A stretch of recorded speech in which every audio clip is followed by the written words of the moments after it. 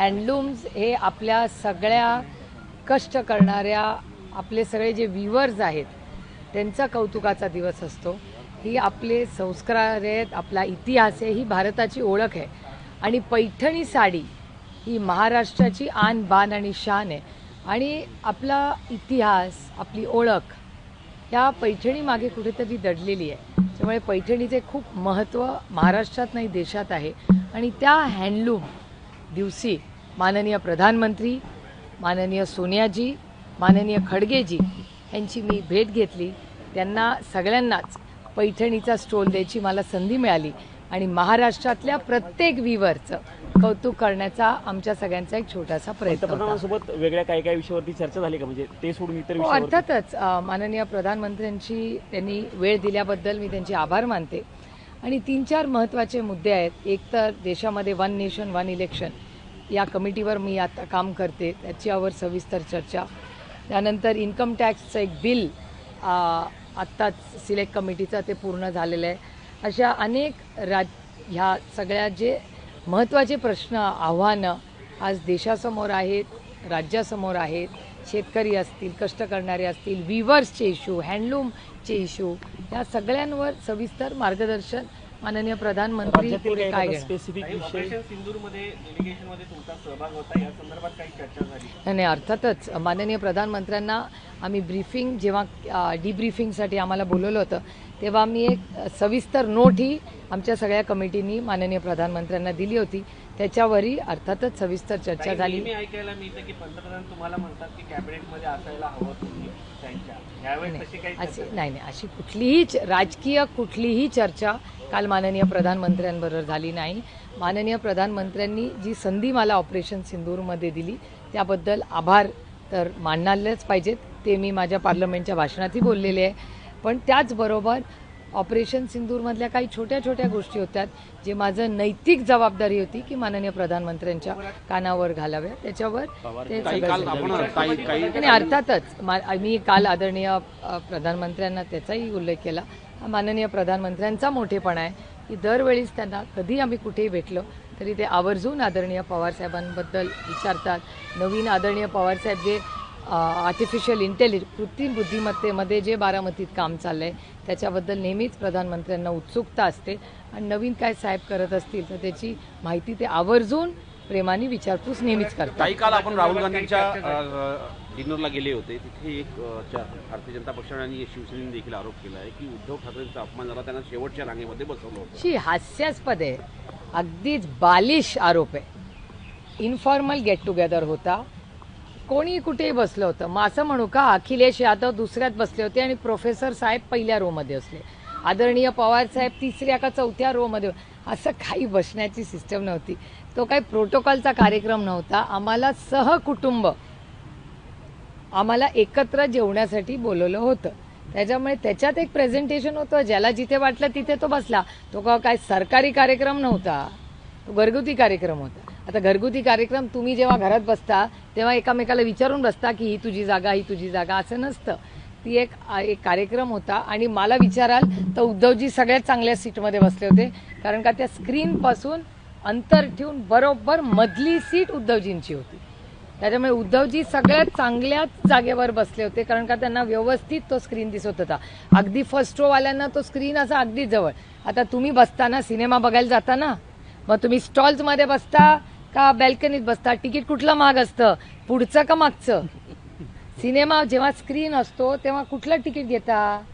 House full असेल तरच first row, नाही तर मागूनच स्क्रीन बघता ना. त्याच्यामुळे मला विचाराल तर कदाचित ज्यांनी आरोप केलाय त्यांनी कधी थिएटर सिनेमा पाहिला नसेल, बिचारायला त्याला माहिती नसेल की जेव्हा आपण स्क्रीन बघतो तेव्हा तेवढंच अंतर ठेवणंच योग्य असतं आणि प्रोटोकॉलप्रमाणे नव्हतं. आणि जो सिनेमा बघतो त्यातली सगळ्यात महागातली लाईन मिनी, ते थिएटर असतं ना, हे मिनी थिएटरसारखं होतं, ती लास्ट लाईनच सगळ्यात महत्त्वाची असते. ताई, काल राहुल गांधींनी प्रेस कॉन्फरन्स घेऊन निवडणूक आयोगावर त्या आरोप केलेले होते आणि तेच मुद्दे कालच्या प्रेझेंटेशनमध्ये त्यांनी पुन्हा मांडले. हो, अर्थातच, कारण का जी प्रेस त्यांनी केली त्याची सविस्तर माहिती आदरणीय पवार साहेब गेल्या पहिल्यांदा तेच म्हणाले की आम्हाला प्रेझेंटेशन बघायचंय.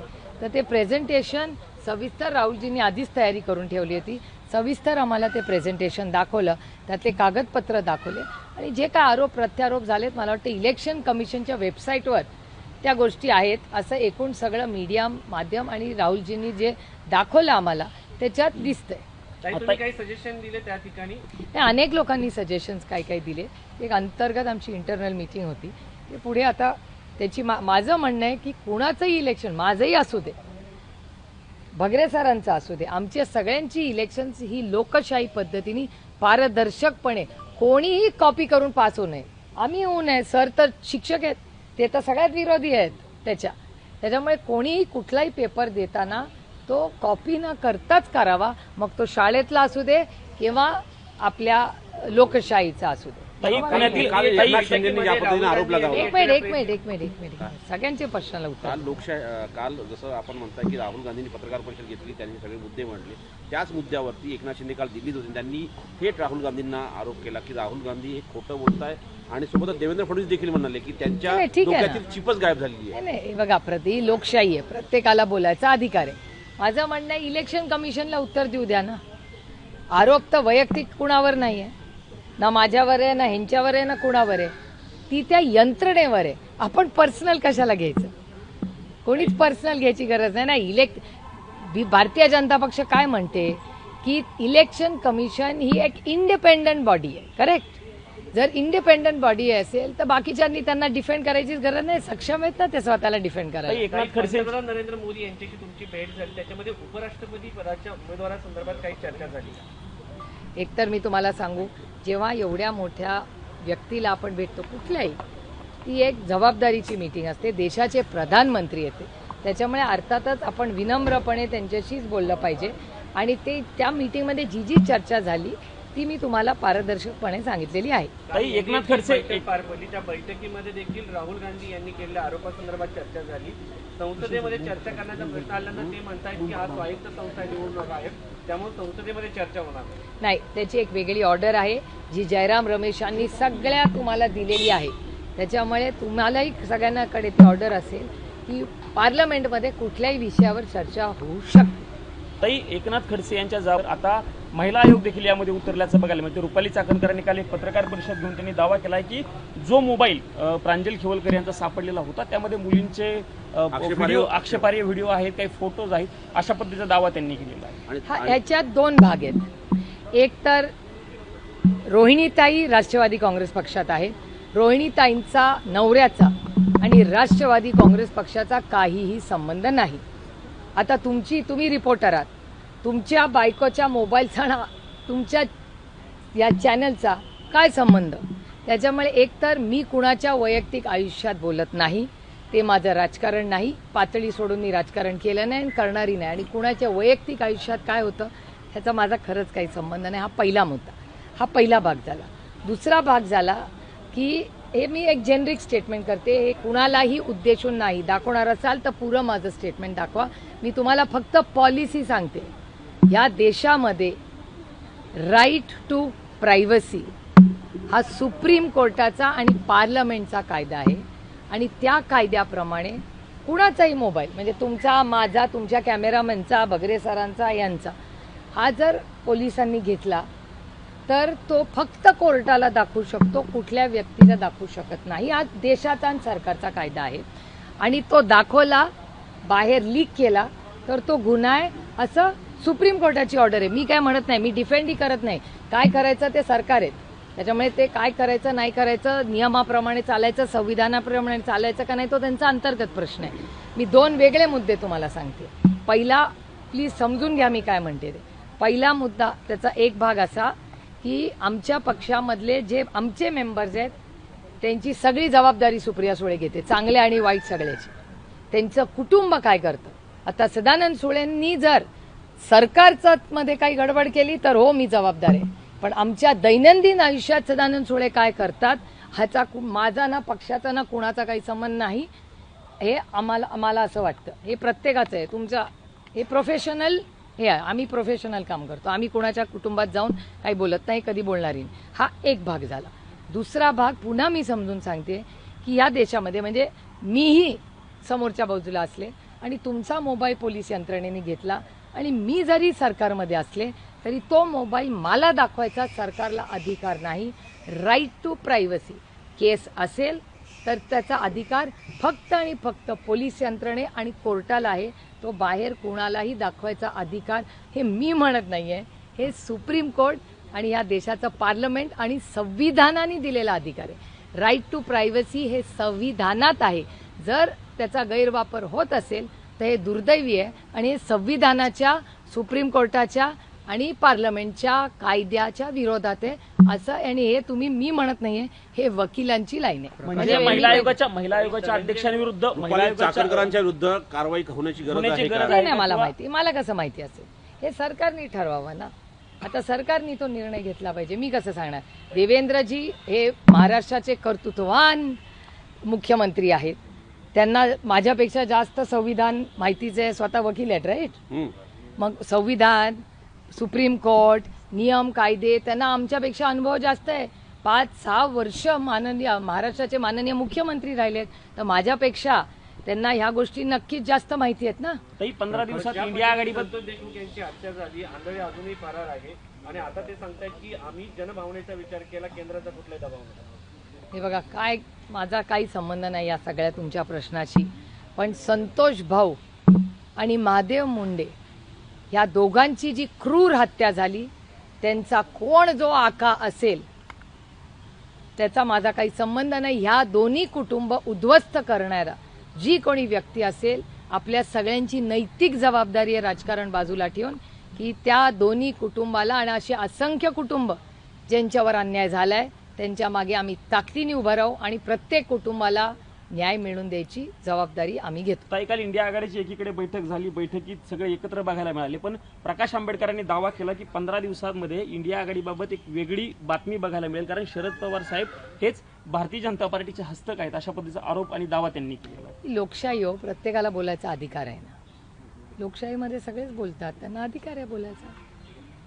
हिंदी में जानना चाहेंगे इंडिया अलायंस की इस बैठक में क्या क्या हुआ, क्या बातचीत हुई और जो आरोप किए गए थे उसके बारे में फिर एक बार प्रेजेंटेशन? नहीं, बहुत विस्तार से राहुल जी ने एक प्रेजेंटेशन हमको दिया, बहुत अच्छी चर्चा हुई और पवार साहब ने एक सुझाव दिया है कि हर राज्य में ये प्रेजेंटेशन होना चाहिए, उसके बाद हर जिले में होना चाहिए, हर तालुक में होना चाहिए, और देश में हमारे सारे जो कार्यकर्ता है और जो सशक्त लोकतंत्र पे विश्वास करते हैं उनको इस बारे में हम सब ने मिलके ये जो प्रेजेंटेशन है वो दिखाना चाहिए. और जो भी हो, सच है झूठ है, जो भी सरकार को देखिए, सरकार कहती है इलेक्शन कमीशन एक इंडिपेंडेंट बॉडी है. अगर ये इंडिपेंडेंट बॉडी है तो मेरे ख्याल से उन्होंने जवाब देना चाहिए सबका. और उनकी वेबसाइट से ही तो ये सब है ना, ये तो वेबसाइट से मिला है, किसी ने कुछ नया तो कुछ नहीं बोला है, उनकी वेबसाइट से ही सब इन्फॉर्मेशन मिली है. लेकिन इस बैठक से पहले आपकी जो प्रधानमंत्री मोदी से मुलाकात हुई उसके बारे में कई चर्चाएं. नहीं, कल वर्ल्ड हैंडलूम डे था, मैं 3 लोगों को मिली थी कल वर्ल्ड हैंडलूम डे में. माननीय प्रधानमंत्री जी ने मुझे वक्त दिया, मैं उनकी आभारी हूँ. उसके बाद मैं सुबह तो मैं खड़गे जी से भी मिली और सोनिया जी से भी मिली. तीनों का मैंने बड़ी विनम्रता से, तीनों के आभारी हूँ मैं कि तीनों ने मुझे वक्त दिया, तीनों का सम्मान करने को. और महाराष्ट्र के हमारे जो वीवर्स हैं, बुनकर है, उनके लिए ये तीनों ने जो अच्छे शब्द कहे उसके लिए मैं उनकी सबकी बहुत बहुत आभारी हूँ. क्या महाराष्ट्र की राजनीति से हुई और नहीं, पवार साहब के बारे में? नहीं, देखिए, ये माननीय प्रधानमंत्री जी का बड़ापन है. हमेशा जब मैं मिलती हूँ तो हमेशा पवार साहब के लिए वो अच्छा ही पूछते हैं, क्या नया कर रहे हैं, क्योंकि उनको पता है कि पवार साहब कुछ ना कुछ नया करते रहते हैं. अभी आर्टिफिशियल इंटेलिजेंस में बहुत काम उनका चल रहा है, एग्रीकल्चर में बड़े इनोवेशंस कर रहे हैं, उसके बारे में उन्हें विस्तार से पूछा. और हमेशा एक सशक्त लोकतंत्र में चर्चा, आप कहीं भी हो, बैठे हो, लेकिन चर्चा तो होनी ही चाहिए. मैम, देवेंद्र फडणवीस जी ने कल राहुल गांधी जी ने जो आरोप लगाया उस पर कहा कि ये असत्य है और ये कहा कि अपनी हार को दबाने के लिए ये झूठ बोला जा रहा है. मैं एक तरह में बड़ी विनम्रता से कहना चाहती हूँ कि अगर इलेक्शन कमीशन सचमुच में एक इंडिपेंडेंट बॉडी है तो वो जवाब देना. अगर वो इंडिपेंडेंट बॉडी है तो वो खुद सक्षम है ना खुद जवाब देने के लिए. मैम, इसके अलावा डोनाल्ड ट्रंप से जब बात की गई कि आगे ट्रेड डील के बारे में, तो उन्होंने कहा कि जब तक ये रिजॉल्व नहीं होगा आगे कोई चर्चा नहीं. मेरे ख्याल से कॉमर्स मिनिस्ट्री ये बहुत मामला बहुत देश के लिए महत्वपूर्ण है, इस पे हम सब ने विषय टिप्पणी करने के पहले कॉमर्स मिनिस्ट्री से हम मांग करते हैं को विस्तार से एक स्टेटमेंट लाए और पार्लियामेंट में देश को बताए कि सच क्या है, क्योंकि हम मीडिया से क्यों सुने। देश की चर्चा देश में पार्लियामेंट में संसद चल रहा है, तो मैं पीयूष गोयल से विनती करूंगी कि वो आए पार्लियामेंट में एक स्टेटमेंट दे, तो हमें भी पता चले कि सच क्या हो रहा आहे. ताई रात्री जी बैठक झाली इंडिया आघाडीची त्या बैठकीनंतर मी वगैरे होत्या का? आम्ही सगळेच होतो त्या मीटिंगमध्ये. स्वतंत्र अशी नाही बैठक नाही झाली दोघांची? वेगळी दोघांच्यात झाली असेल तर मला माहिती नाही, पण आम्ही सगळे होतो तेव्हा आम्ही अनेक मीटिंग्स तिथे झाल्या, मोठी चर्चा झाली. नंतर अनेक वरिष्ठ नेते गेल्यानंतर आम्ही बरेच जण, अखिलेशजी होते, तेजस्वी होता, मी होते, उद्धवजी होते, आम्ही सगळ्यांनी आमची वेगळी काही अनेक विषयांवर चर्चा झाली आणि उद्धवजी आणि सगळेच एकमेकाशी बोलत होते. त्याच्यामुळे उद्धवजी आणि राहुलजी पण सविस्तर बोलतच होते. महाराष्ट्र के निकाय चुनाव को लेकर कल इंडिया अलायंस की बातचीत हुई. नहीं बहुत विस्तार से कल चर्चा हुई है. राहुल जी ने जो प्रेजेंटेशन, जो प्रेस ली, उसका विस्तार से प्रेजेंटेशन भी दिया हम सबको. और आदरणीय पवार साहब ने एक सुझाव भी दिया कि हर राज्य में ये प्रेजेंटेशन जाना चाहिए और हर जिले में जाना चाहिए और सब मामले में हम सब ने चर्चा करनी चाहिए. वाइस प्रेसिडेंट नॉमिनी के नाम बहुत सारी चर्चाएं मीटिंग्स में होती है. हर जो पेट में बात हो वो बताना ज़रूरी नहीं होता.